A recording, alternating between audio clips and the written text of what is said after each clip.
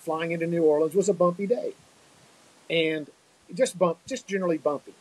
So we land in New Orleans, we get on the gate, and I'm standing at the door, saying bye to folks as they're getting off, and coming up the aisle toward me is this little girl, probably 4 years old, little blonde-headed girl. She's stomping up the aisle. She's got her arms crossed. She looks like she's mad at everybody, just mad. And I went by, see you later, and she just kind of looked at me and stomped off the airplane. And her dad was behind her, and her dad said, "Don't worry, she's mad because she likes the bumps and we're making her get off." I'm leaving on a chocolate, don't know when I'll be back again. Oh, babe, I have to go. All right, folks, from the Flight Deck Podcast, welcome back. We're here with Captain Brett Cookston today. Captain Brett is one of our pilots for the service. He's a 737 captain for a major airline here in the United States. And today we're going to tell his story, how he got into aviation, why he's so excited about helping the nervous flyers overcome that fear of flying and have that same level of excitement for aviation that he does. And then we're going to take some of your questions. So, Captain Brett, thanks for being here first and foremost. And take it away. Tell us a little bit about how you got into aviation and how you ended up where you are today. Well, cool. Well, Kyle, first of all, thanks for having me do this with you. And I really appreciate, being part of this service. You brought me on. You trusted me. You made me part of your service. And for that, I'm grateful. I've enjoyed it. I'm still enjoying it. It's a lot of fun. And, when you and I first, I introduced myself to you and you took a chance on me, I am grateful for that. You're very welcome. Brett, you made it super easy on me. You've been phenomenal for the folks that have worked with us, and it's been fun to brainstorm stuff with you and all that. So I echo the same sentiments. I'm very grateful to have you a part of the team, and I know you make a big difference for the folks that you work with. So we're just as equally grateful to have you around. Well, thanks. Well, when I came out of the Air Force, I was a skydiver. I got involved in flying initially because I was a skydiver and I was teaching skydiving. And I'd learned to fly so that I could fly skydivers. And at that time, I was actually a fireman for the city of Rome, Georgia, a fireman. And I did all my flying, got all my flying. And once I got all my certificates, my ratings, I actually started my own flight school and skydiving center and did that for 12 years. And from there, I went to my first regional airline, which was ASA, which no longer exists. But I flew for ASA. And then went from a regional, then I went to my first major airline, and then that airline got bought with another airline. During the course of all that, I've done, I've been a first officer, I've been a captain. I was what's called a check airman, which most folks will be familiar with, doing check rides, that sort of thing, doing ground schools. I was an APD, which is an aircrew program designee, which means I did the type rides for other pilots, having to type them on a specific airplane. I've worked in the training center, writing programs, writing training scenarios, that sort of thing. So I've been involved in a lot of the things, that pilots do throughout the course of their career. And so you run across a lot of different personalities in that. And then when you started this service, and I've had so many people say, this is the greatest idea ever, that, whoever started this. And I say, well, you can thank Kyle for that. It's his brainchild. And, the personalities that we've ran across in our life, we've talked to people about this well before your service. All of us have, we run across people in our lives and talk about that. So now having the opportunity to talk to people and help them with that so that they can improve their life by getting back on an airplane, that's a huge service. And I enjoy that. And when people say to me, you've literally changed my life, I can now go back and get on an airplane and get on with my life. That's incredible. It's incredible that people, we can help people like that. Absolutely. And just to point that out, somebody that you did that for recently, actually, Britt Lizer. Britt was on our last episode of the podcast, and you were the first person that she talked to. She was headed out to Hawaii. I believe this was back in February. And she sent us both an email afterwards and just said, oh my gosh, that was amazing. Thank you so much. And she has turned into a good friend of mine now because we've just talked so much about her travels and her kids and how her kids are interested in aviation. And so I've talked to her son about flying and sent him videos from the cockpit and just, hey, this is what you can do and, stay in school and so on and so forth. So, Brett, it's amazing how often we get those texts and those emails and things of that nature of people that have been able to travel again. So I know your experience has been amazing in being able to do that, and your experience in aviation and being able to translate that into you and I obviously go down the road when we talk to folks about aviation, but being able to see the inside of it and how kind of the sausage is made as far as the training that we actually go through. You're the one that has written those training manuals. You've written the scenarios that they put us through in the simulators. You're the one that actually does the check rides for the folks that are going through and getting their type ratings. And if you're not familiar with what a type rating is, when we go through a training program at the airlines, the training programs are usually around 30 days. And that is specific to one type of airplane. So if you're watching the video, the airplane behind me, this is called a 747. To fly that airplane, you go through a ground school and you learn all the systems of the airplane. And then you actually get into what we call a fixed base simulator, a fixed training device. And you just go through the procedures. How do we shoot an approach? How do we start the engines? How do we deal with an engine failure? And that's all no motion. There's no visuals on that. It's just practicing and seeing what the airplane is going to do. And then we actually get into the full motion simulator. And there's somewhere in the neighborhood of 10 lessons on that. And that is putting you through the paces, engine failures, fires, evacuations, turbulence action. What do we do when there's actually turbulence going on as far as how do we turn the seatbelt sign on? How do we sit the flight attendants down? So on and so forth. And those simulators are extremely realistic. I mean, you feel the turbulence, like it feels exactly the same as turbulence in the airplane. It's actually really impressive. They sit on these really massive hydraulic lifts.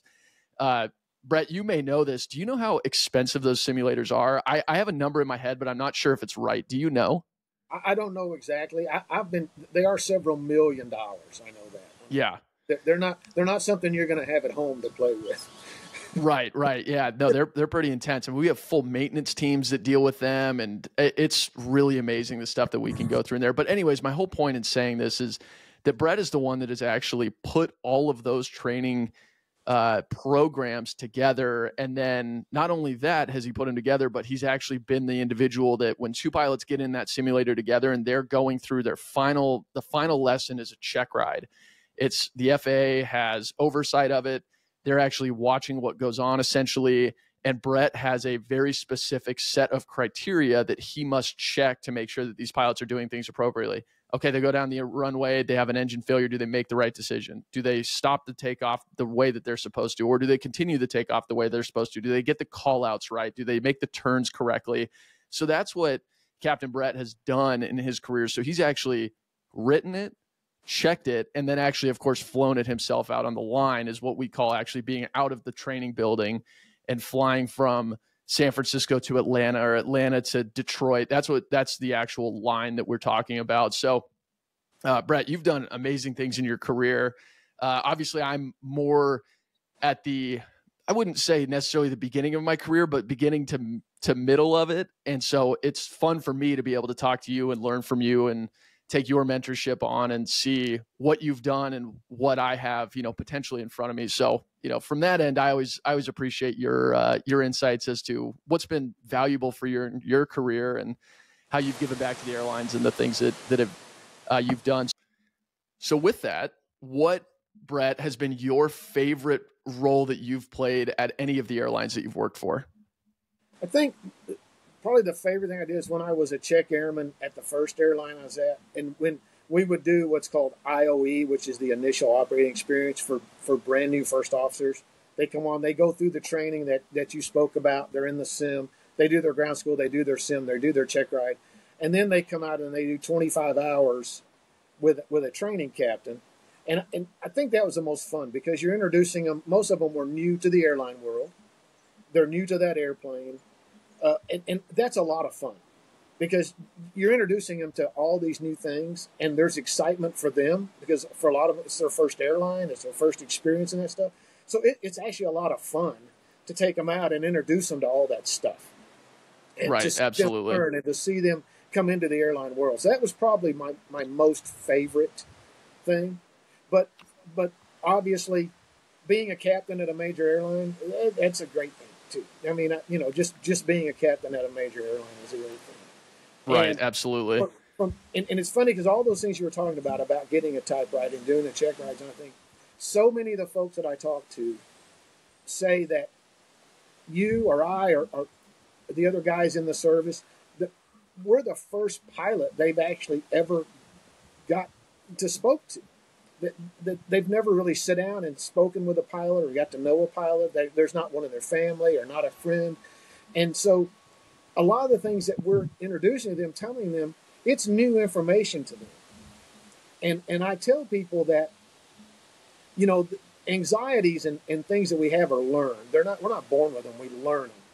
And the way to overcome them is with knowledge. We overcome anxieties and fears with knowledge. And you and I have the opportunity to give them knowledge to overcome those fears. I tell people that's their shield, right? We're giving them a shield to hold up against those anxieties. And that shield is the knowledge that we're giving them because we're the first pilot they've ever got to speak to. So it's just a lack of understanding because they've never been introduced to it. And it's a lot of fun to introduce that information to folks and for them to say, I never realized these processes were in place. I never realized this was this involved.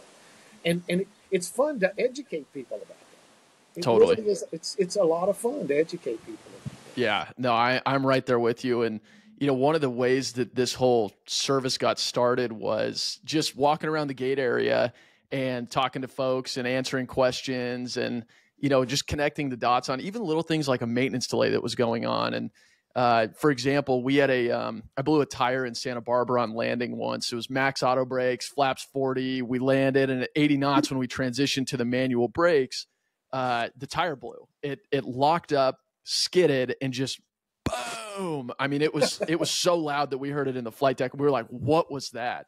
Well, as we started to turn, we saw the smoke behind the airplane. You get the tower call, and Brett, this. We train in the simulator all the time. Hey, flight number, whatever, this is tower. We see smoke coming from the airplane. Well, that's obviously in the simulator. It's a cue to start going through, okay, something's on fire. We need to get off the airplane. So we're landing in Santa Barbara and they go, flight number, whatever, smoke observed coming from the airplane. And we're like, okay, all right, well, this is going to get interesting. And so we start turning, we realize, oh, wait, hang on. So we got to stop the airplane. So we stop. Airplane comes to rest at a list to the left side. And we're like, okay, we think this was a tire that blew. The airport fire rescue comes out. They go, yep, it's a tire that blew. The other tire looks intact. So we're like, okay. So now all of a sudden I'm talking to the flight attendants, the captain's talking to maintenance. Hey, can we tow the airplane in? I'm telling them, hey, we're not evacuating. Everybody can remain seated. I'm now making PA announcements, so on and so forth. Long story short, we get towed to the gate. Well, we were at an outstation. Santa Barbara doesn't have, the infrastructure that some of these other hubs have, that Atlanta would have, Detroit, San Francisco, so on and so forth. So now the gate agents are working a different flight. Well, I'm sitting there watching our airplane getting its tires changed, and we have to bring tires up from Los Angeles. We have to go through this whole process. And so since there weren't gate agents there making announcements, I was walking around and just taking people's questions and saying, hey, what questions do you have? Were you on the airplane when we landed? Yeah, I was. What happened? Oh, we blew a tire, blah, blah, blah. No, I wasn't. Okay, you're going on the flight, next. How long do we think it's going to be? What's the process to get this tire changed? And so walking around then, this was probably about 2 months before I started the service. And I just got this like, wow, this is fun. I really enjoy doing this. This is helpful to folks that don't know the process. And then fast forward, I ran into enough people in San Francisco that had told me, when I told them what my job was, man, I'm terrified of flying. And I was like, really? And it was enough times that I started going, this is a bigger problem than I realize. And so then fast forward one more time, I'm out having, a drink with some of my friends. We're watching the game. And I'm talking to this random guy. I've never met him before. And I asked him what he does for work. And he's like, I just got laid off. And the worst part about it was I was on a flight and all my software systems started getting shut off. And I'm terrified of flying. So it just made it all the worse. And I thought, well, this is interesting. So I started asking him all these questions all about the fear of flying. He had no idea what my job was. Started asking him all these questions. Hey, would it help if you could talk to a pilot? And he goes, oh my gosh, absolutely. I said, okay, well, what would that be worth to you? And he goes, $1,000. And I'm like, well, that sounds kind of, that sounds kind of expensive. So, I like the next day started posting videos on social media. Like, let's just see if there's an opportunity here. And then fast forward, all of a sudden it turned out there was, and there were a lot of folks that could use something like this. So that's kind of the whole story of how this got started. And it's just funny. Like you and I, Brett, have that same mentality of like, it's just fun to share. It's really fun to tell people, hey, this is how amazing this system is. Like, the training works really well. The standardization is amazing. The redundancies in these airplane systems are fantastic. Like, it's just awesome to actually see how it all comes together and to be able to share this and work with the folks that we have. I mean, I know that I've made very good friends from the clients that have come in, and they've taken on a kind of advisory role to me. And, hey, this is what you should be doing next. Here's some ideas for you. I talk to these folks all the time. And Brett, a lot of them came through you first. You were the first person that they talked to. So, obviously you do a great job in sharing your experience with folks and things of that nature. So, one of the things that you always say that I always like is just experiencing the magic of flying and, looking at it through our eyes. 'Cause you and I do see it as, this is, to me, one of the most important things in my life. I love flying. I think about flying all the time. I am excited about advancing in my career. Flying the little airplanes is something that I'm really passionate about. So, for some reason, I hadn't gone that route in the calls before. Like I always was explaining, how to just trying to tackle the turbulence isn't going to damage the airplane. Here's what happens during a takeoff roll. Here's our different, the different decision-making points. And you and I were on a call one day and you said, well, yeah, I invite him to think about the magic of flying too. And for some reason, I was like, wow, that is such a phenomenal way to look at it. So do you mind sharing a little bit about kind of your angle on that? Yeah. I try to get across to people that, and I'll tell this story real quick. And I tell it to a lot of folks I talk to because turbulence is always a question, right? And my wife loves stories from my flights. And one of her favorite stories is something that happened to me a couple years ago. Flying into New Orleans was a bumpy day, and just generally bumpy. So we land in New Orleans, we get on the gate, and I'm standing at the door, saying bye to folks as they're getting off, and coming up the aisle toward me is this little girl, probably 4 years old, little blonde-headed girl. She's stomping up the aisle. She's got her arms crossed. She looks like she's mad at everybody, just mad. And I went by, see you later, and she just kind of looked at me and stomped off the airplane. And her dad was behind her, and her dad said, don't worry, she's mad because she likes the bumps and we're making her get off. Right? And I tell people we need to go back to that time when we don't, when things fascinated us, when things were new to us, when we had fun with things. And I said, nobody had told her to be afraid. She was just having a ride. She was having a carnival ride, right? So she didn't want it to end. And I tell people, those things aren't going to hurt you. And once you have the knowledge to know that, take yourself back to that time when new experiences excited us, when we enjoyed learning new things. We enjoyed going out and to treat flying not as a means to an end, but as part of your journey, part of the experience. Don't just say, well, I got to go flying today. That's terrible. No, you should be like, woo, I get to go flying today. This is incredible, right? Because it is. It literally is a modern day miracle. And I've been flying 40 years this year. And as you know, in a couple of years, they're going to kick me out of this gig, right? And I can't imagine. I'm not going to be able to do this anymore because it still fascinates me 40 years in. Right. No, it's amazing. And it's so fun to see, again, from my side of things, seeing somebody that's gone through an entire career and has done the amazing things that you have done in your career and still have that passion for it.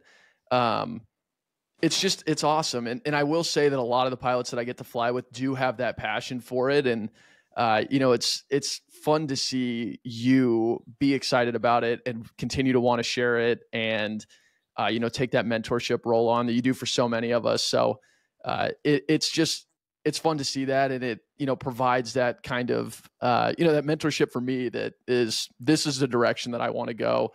Brett's done it. I want to do it next. He's obviously given that to the airline and to the folks that we've worked with and to your first officers and the captains that you worked with when you were a first officer. that mentorship both up and down, I think is so important. So, kudos to you for a well-flown career. I mean, 40 years of professional flying is pretty amazing. And you got what, 2 years left? 2 years for this. And then, I'm obviously, like all of us, I won't give it up totally. I want to go back and do some general aviation instructing again, because as you know, I do helicopters as well. And I'm working with a gentleman now. We're hoping to put a little helicopter program together and give me something else to do other than go ride my tractor. I'm gonna have something to do when it's all said and done. That's perfect. But passing it on is, and again, just the fact that people can talk to a pilot, I think is, I have so many people that I talk to say that. I spoke to a lady yesterday, and she said, this is the greatest thing ever. She said, I wish I'd have thought of this, to start it. And I said, well, I wish I'd have thought of it too. Right. So, yeah. That you started it and did it. I mean, it is. I honestly think that you have set up something that is changing people's lives for the better.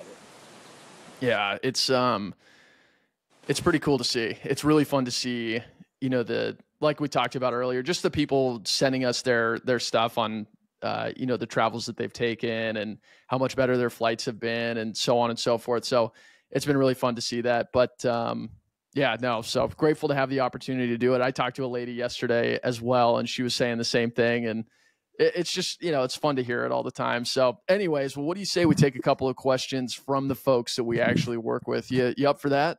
Yes, sir. All right, perfect. Well, one from Abby, she wrote us with a few questions. So one of her questions is it really okay to talk to the pilots in the cockpit before the flight? They don't get annoyed? So my thought process on this is, so long as we have the time, obviously, if we're coming in and we're late to the airplane and we're trying to get the airplane off the gate, we just may not have the time to actually kind of sit down and have a conversation. But more often than not, we do.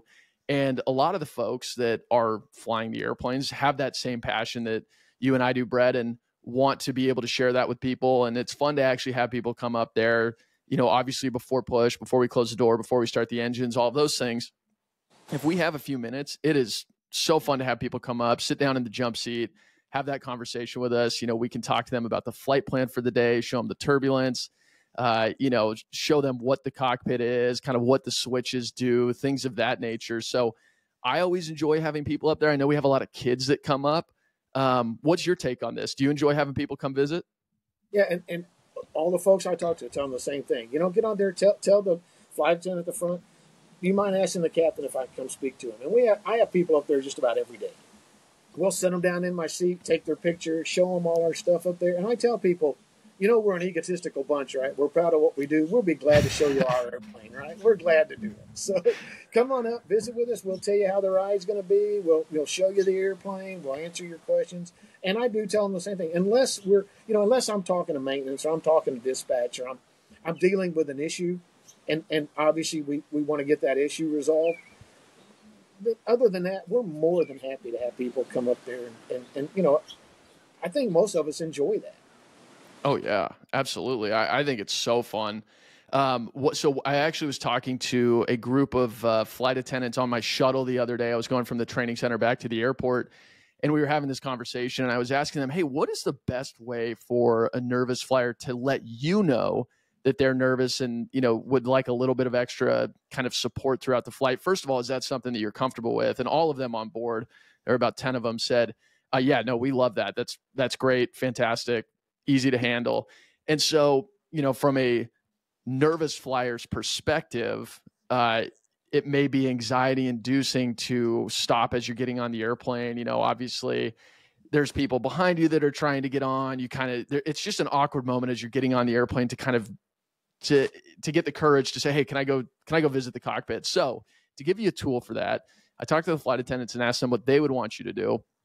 And they said, hey, write us a little card. And as you get on, hand us the card, and it can say, hey, my name is Steve. I'm sitting in seat 17A. I'm a nervous flyer. If you don't mind talking to me and just letting me know what to expect, that would be great. If I can visit the captain before the flight, I would also very much appreciate that. So then they can have the prerogative to come up, talk to the flight deck. Hey, do you guys have time for this? Yes, no problem.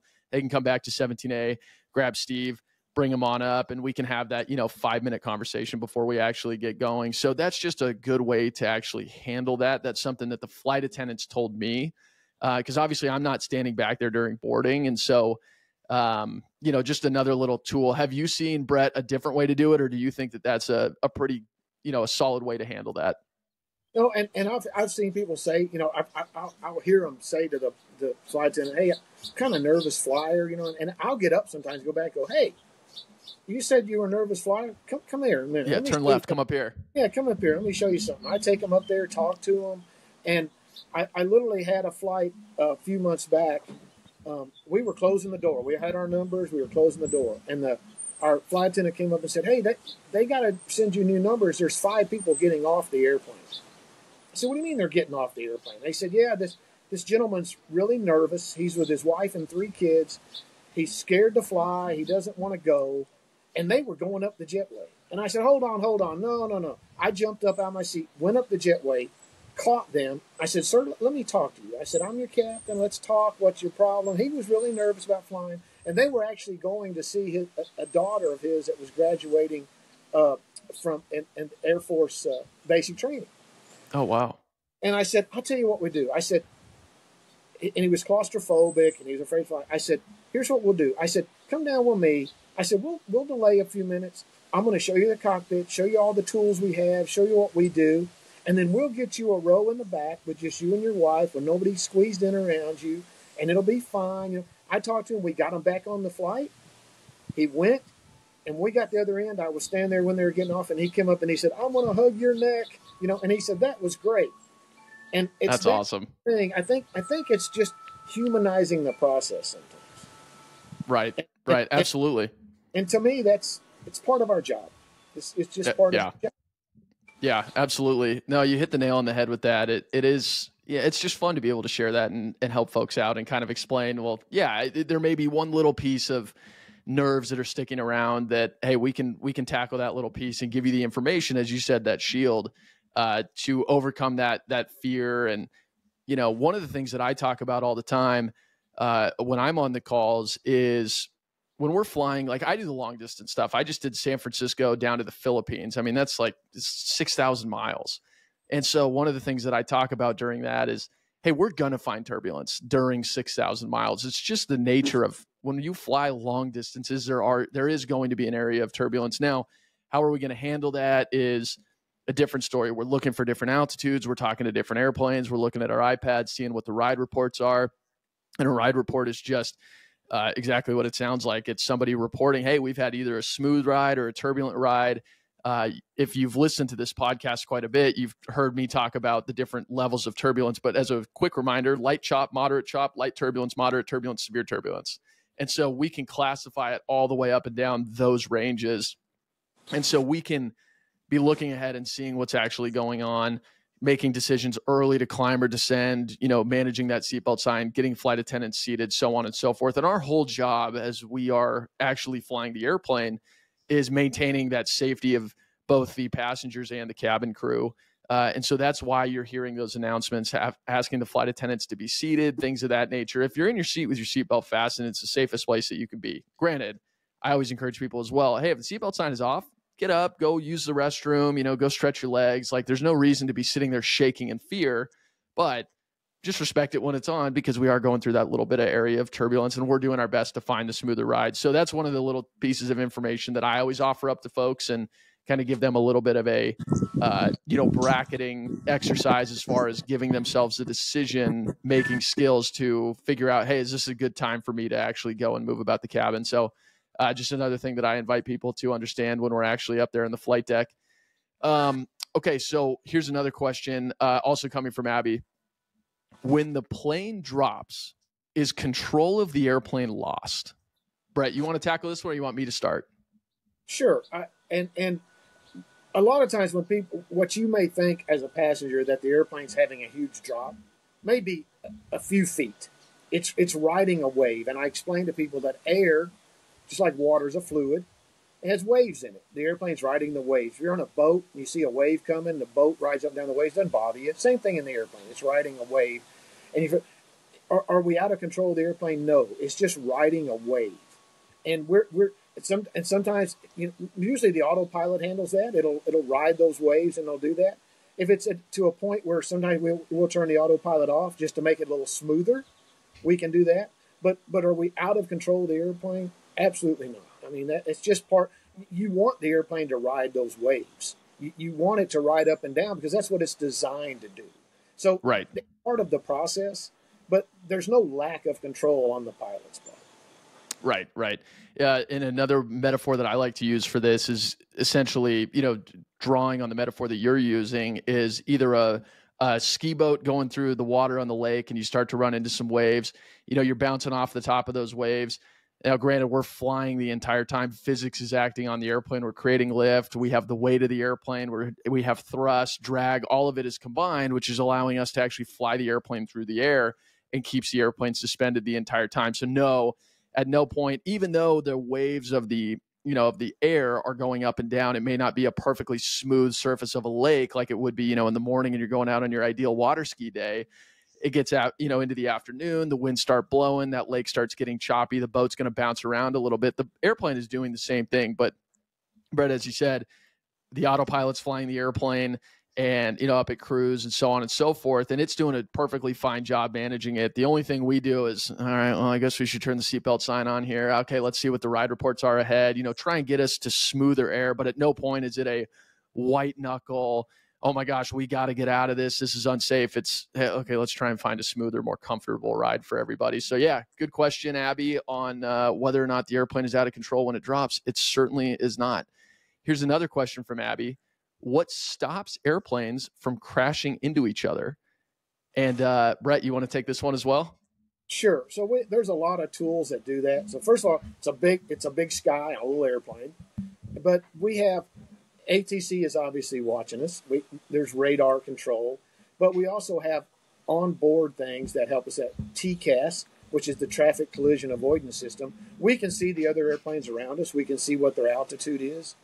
And just the process in itself is we fly at a certain altitude going one direction and airplanes going the other direction, fly at another altitude. And so if you're within 40 miles of a radar site, two airplanes at the same altitude have to be 3 miles apart. If you're more than 40 miles from that radar site, those airplanes have to be 5 miles apart. So think of something that's 5 miles away from you. That's a long way away, right? We're not going to be any closer to an airplane than that 5 miles if we're at the same altitude. And so all those processes are built in place for just that reason, that we don't want to get close to another airplane. And we're watching our onboard equipment and we're listening to ATC. So all those processes are in place to prevent that thing in itself. Absolutely. And so on the air traffic control side of things, another one of our podcast guests, Kristen, if you listen to her, she actually works in this space, the air traffic control software systems. But what they do is they have what's called the traffic management unit. And so they're the ones that are actually let's say that we're flying out of an airport in New York, whether it's LaGuardia, JFK, or Newark. They're controlling the rate in which airplanes are launching off of the runways. They're controlling the rate in which airplanes are launching off the runways and then departing to the north or to the northeast, going to Europe or something along those lines.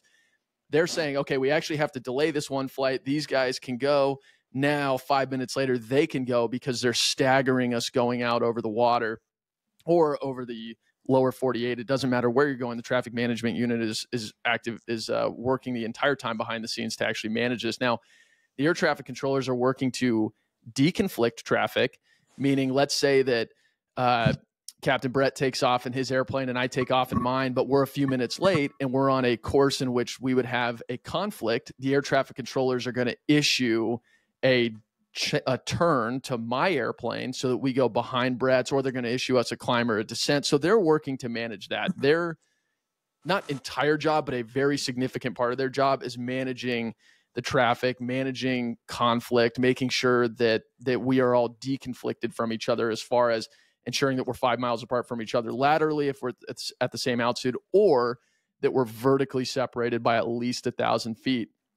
Now, you may be thinking, well, Kyle, I flew into San Francisco and we landed right next to another airplane. It looked like we were flying in formation with them. That is perfectly acceptable. We can do things like that. But we also have onboard systems that will deconflict us from things like that. So as we're flying into an airport like San Francisco and you see another airplane very close to you, Chicago is a great example of this as well. Atlanta is another great example. We can do approaches that get us very, very close to each other, where you're only separated by, in San Francisco, it's about 2,100 feet laterally. So it's really cool to do this because you're flying right next to another airliner. It's something exciting to see. Now, as we're doing that, there are air traffic controllers that are monitoring one dedicated frequency, which is a radio frequency. And if we start drifting towards that other airplane, they issue what they call breakout instructions to the airplane that is being drifted into. Those instructions are required to be hand flown. We cannot do it with the autopilot. They are required to be done immediately. And so we actually have to comply with those. So there are different factors based on where we are in space that allow us to fly closer to other airplanes, but it's very, very strict. It's extremely strict. We have to be specifically trained for this. The airline has to be certified to do this. The airplane has to be certified to do this. So it's something that I very much enjoy doing. I love doing those close together approaches when we're flying into different airports. Now, what I'm getting at here, though, is that let's say we're flying into an airport that doesn't have a system like that, or there's an airplane that is in an inappropriate spot, somewhere it's not supposed to be. They're not talking to air traffic control, something along those lines. The airplane has an onboard system that Captain Brett alluded to a moment ago called the Traffic Collision Avoidance System, TCAS. And the first thing it's going to do is it's going to say traffic, traffic, and it'll highlight that traffic on our screens yellow. And then we have specific procedures that we're supposed to do in that moment to actually identify where they are. And then it'll go to what's called a resolution advisory. If that traffic gets too close to us, or it detects that, hey, this is not working out the way it needs to be working out, our airplane will issue us instructions that we are required to follow that will tell us how to get away from that collision threat, that traffic threat, if you will. And it'll be something like traffic, climb, and it'll put a green box on our flight displays. We're required to put the airplane into that green box, fly away from it. As soon as we clear it, it'll say clear of conflict. And then we can descend back down to that altitude we were cleared at. All we tell air traffic control is our flight number, TCAS RA.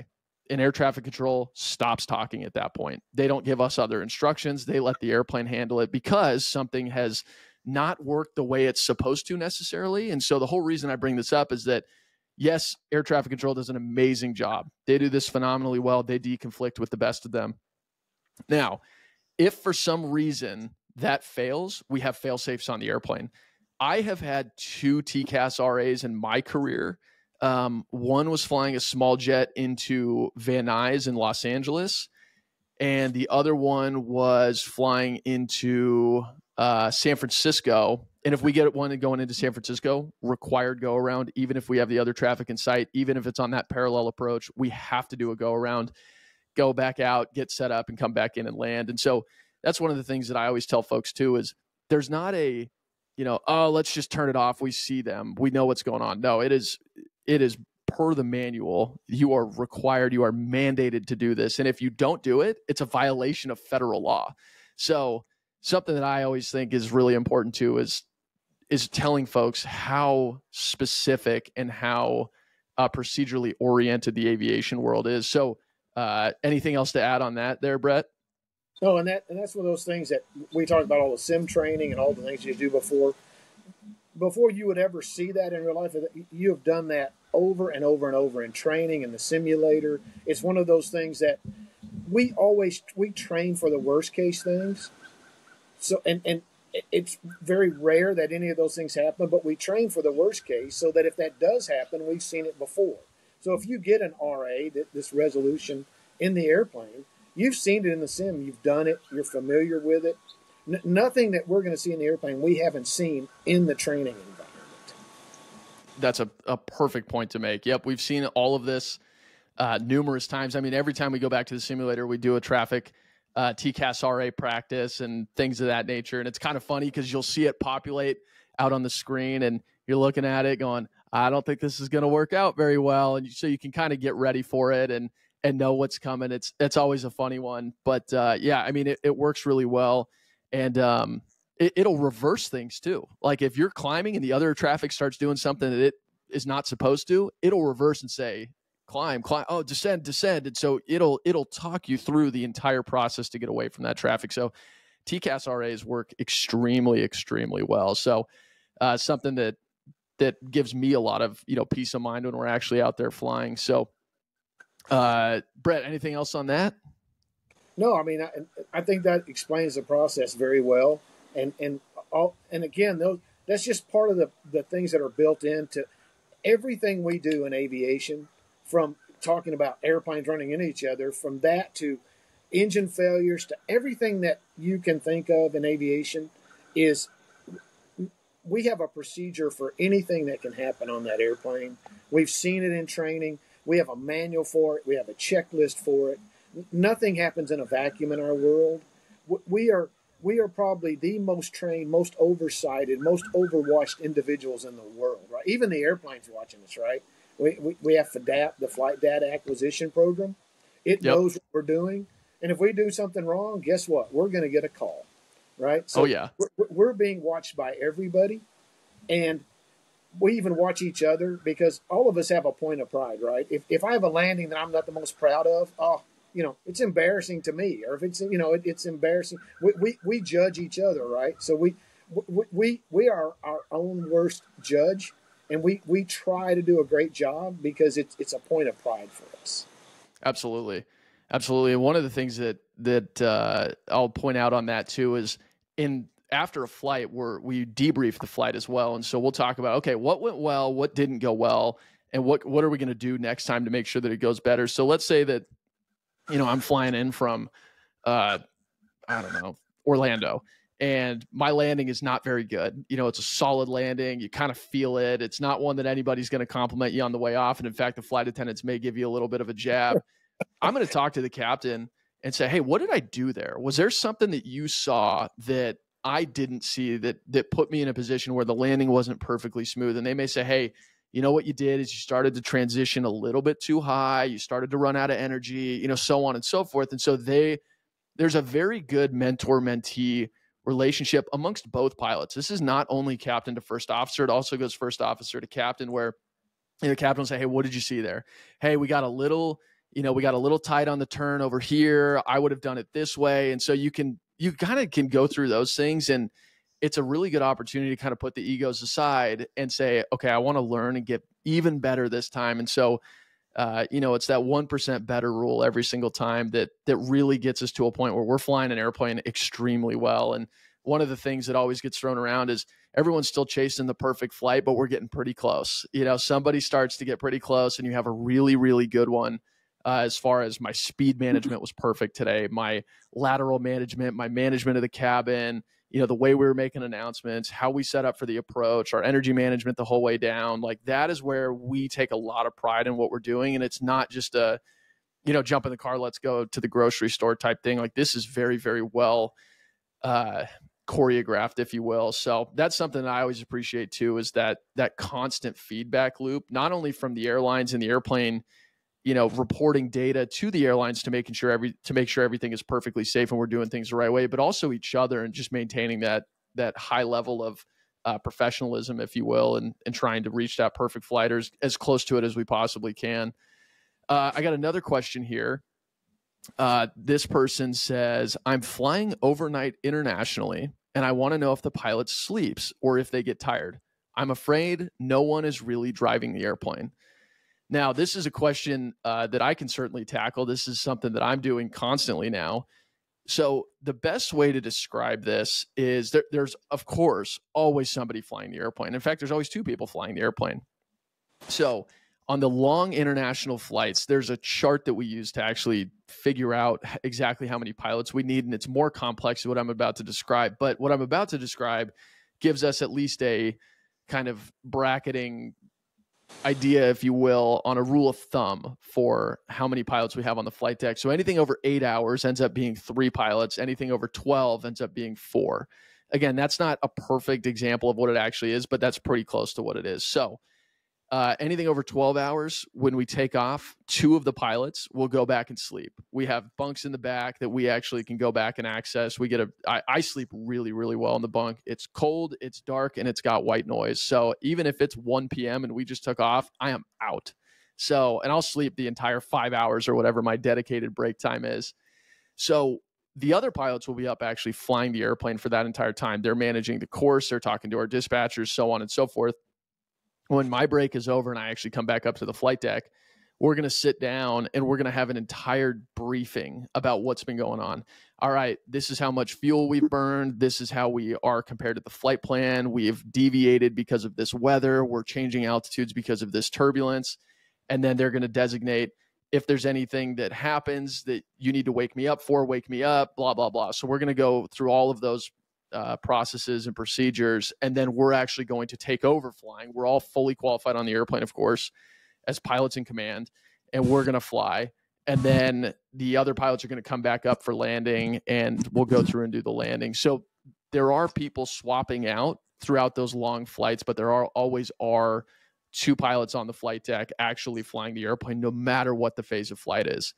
And during those long flights, like if we go over 12 hours, there's 4 pilots on the flight deck during takeoff and landing. So you got 4 sets of eyes watching over things. So those are good debriefs too, because everybody has the opportunity to say what they saw that went well, what they saw that didn't go well. And so you get a really good kind of group environment, kind of that round table, if you will, where it's not, oh, you didn't do this right. It's, hey, here's what I saw, and I was just kind of wondering what you were thinking there. Like that's kind of the mentality that I've seen in those briefings. And so it allows, again, that high level of let's keep this thing moving forward and try and get that 1% better every day. So, Brett, anything to add on that? Yeah. And of course you do those I don't do those long flights. So I'm not part of an augmented crew, but, so there's just the 2 of us, but obviously our flights are, not a length of time where we have to have those breaks and all that. So, but yes, there's always 2 of us up there wide awake watching what's going on. That's just, again, that's part of our professionalism. That's part of what we're paid to do. Absolutely. Absolutely. Well, I think for today, that wraps up the From the Flight Deck podcast. Captain Brett, can't thank you enough for having you on, and we will look forward to the next one. Thanks for tuning in. Thank you, sir. Down